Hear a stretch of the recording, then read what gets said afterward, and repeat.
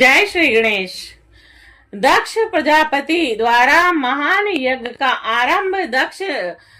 यज्ञ में दक्ष द्वारा शिव के न बुलाए जाने पर दधीचि द्वारा दक्ष की भर्त्सना करना और दक्ष के द्वारा शिव निंदा करने पर दधीचि का वहां से प्रस्थान करना।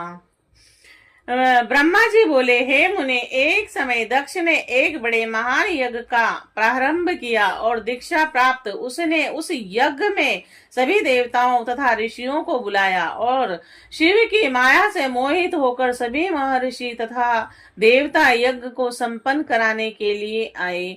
अगस्त्य, कश्यप, अत्रि, वामदेव, भृगु और दधीचि, भगवान व्यास, भारद्वाज, गौतम, पेल, पराशर, गर्ग, भार्गव, ककुब और सित, सुमंतु और त्रक, कंक और वेश्यम पायन, यह सब तथा अन्य बोध से मुनि अपनी स्त्री पुरुषों को साथ लेकर मेरे पुत्र दक्ष के यज्ञ में हर्ष पूर्वक गए।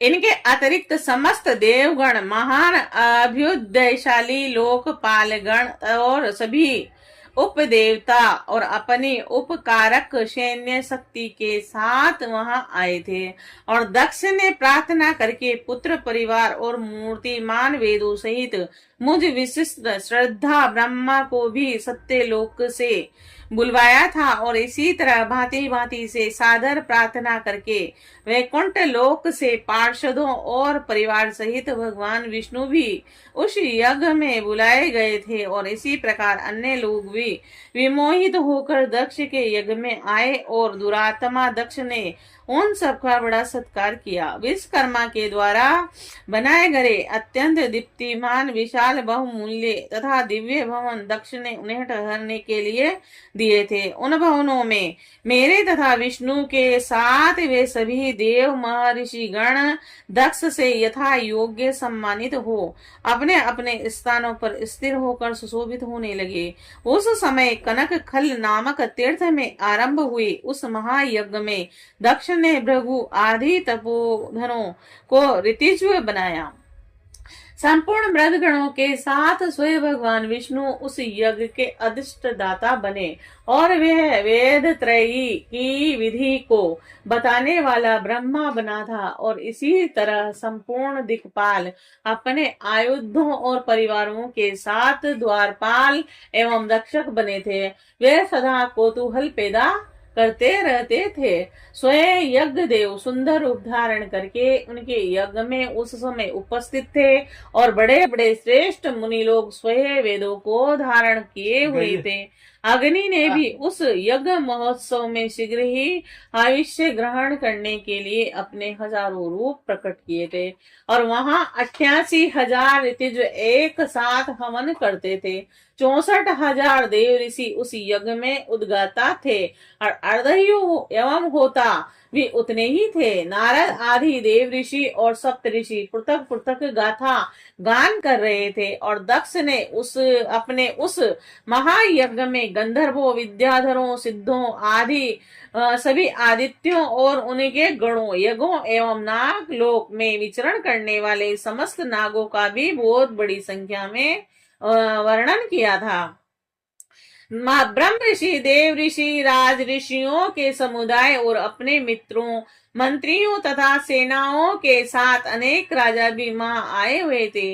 यजमान दक्ष ने उस यज्ञ में वसु आदि समस्त गण देवताओं का भी वर्णन किया था और कौतुक और मंगलाचार करके जब दक्ष ने यज्ञ की दीक्षा ली तथा जब उनके लिए बारंबार स्वस्ति वाचन किया जाने लगा तब वे अपनी पत्नी के साथ बड़ी शोभा पाने लगे।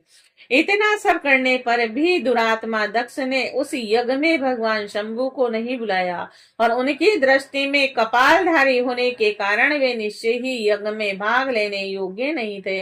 दोषदर्शी दक्ष ने कपाली की पत्नी होने के कारण अपनी प्रिय पुत्री सती को भी यज्ञ में नहीं बुलाया। और इस प्रकार दक्ष के यज्ञ महोत्सव के आरंभ हो जाने पर यज्ञ मंडप में आए हुए सब ऋतिज अपने अपने कार्य में संलग्न हो गए। और इसी बीच वहां भगवान शंकर को उपस्थित न देखकर शिव भक्त दधीची का चित्त अत्यंत उद्विग्न हो उठा और वह कहने लगे।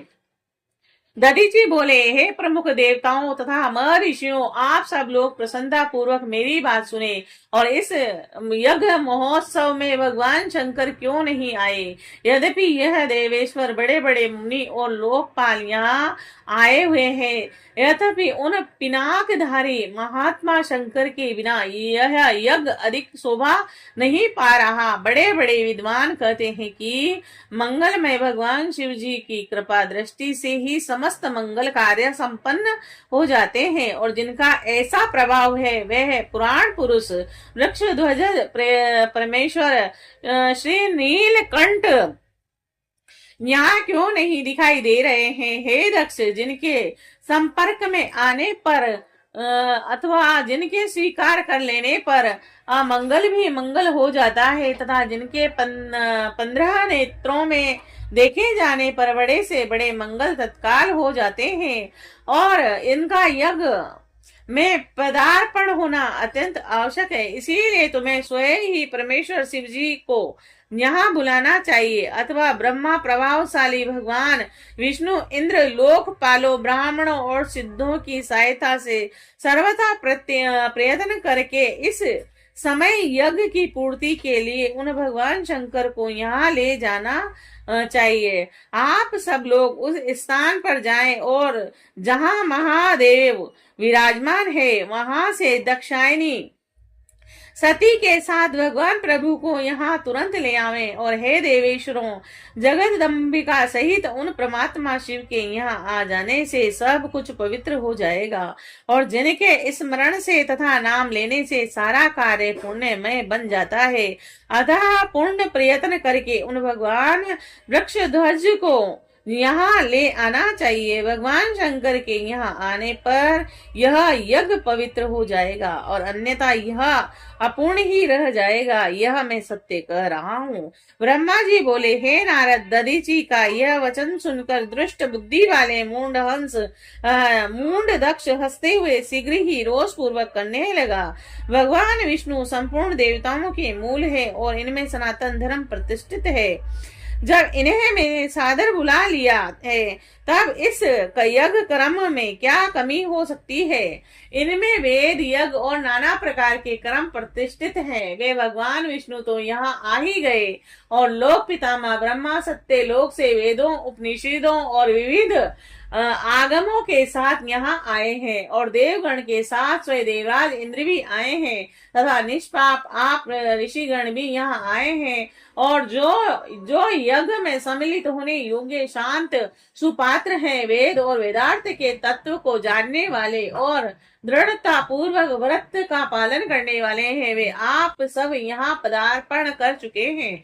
अब हमें यहाँ रुद्र से क्या प्रयोजन है। हे प्रिय, मैंने ब्रह्मा जी के कहने से ही अपनी कन्या रुद्र को दी थी। है विप्र हर कुलीन नहीं है और उनके माता पिता नहीं है। वे भूतों प्रेतों पिचासों का स्वामी अकेला रहता है, और उनका अतिक्रमण करना दूसरों के लिए अत्यंत कठिन है। आत्म प्रसंजक मूढ़ जड़ मोनी और ईर्षालु है, वह इस यज्ञ कर्म के योग्य नहीं है, और इसीलिए मैंने उनको नहीं बुलाया है।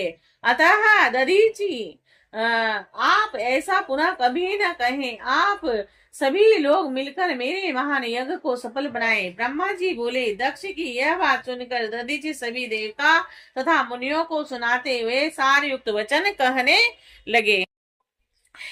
ब्रह्मा जी बोले। दक्ष की यह बात सुनकर दधीची सभी देवता तथा मुनियों को सुनाते हुए सार युक्त वचन कहने लगे। दधीची बोले, हे दक्ष, उन भगवान शिव के बिना यह मान यज्ञ भी अयज्ञ है। निश्चय इस यज्ञ से तुम्हारा विनाश होगा। और इस प्रकार कहकर दधीची दक्ष की यज्ञशाला से अकेले ही निकलकर अपने आश्रम को चले गए। तदंतर जो मुख्य मुख्य शिव भक्त थे तथा उनके मत का अनुसरण करने वाले, वे भी दक्ष को श्राप देकर तुरंत वहां से अपने आश्रम को चले गए।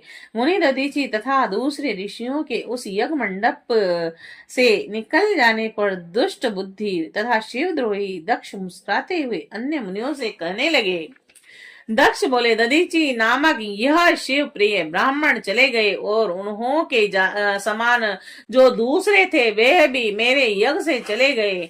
यह तो बड़ा अच्छा हुआ। मुझे सदा यही अभिष्ट है। हे देवेश, हे देवताओं और हे मुनियों, मैं सत्य कह रहा हूँ। जो नष्ट बुद्धि वाले मूर्ख मिथ्या भाषण में रक्त खल वेद बहिष्कृत और दुराचारी हैं, उन लोगों को यज्ञ कर्म में त्याग देना चाहिए। आप सभी लोग वेद वाद में प्रायण रहने वाले हैं, अतः विष्णु आदि सब देवता और ब्राह्मण मेरे इस यज्ञ को शीघ्र सफल बनावें। ब्रह्मा जी बोले।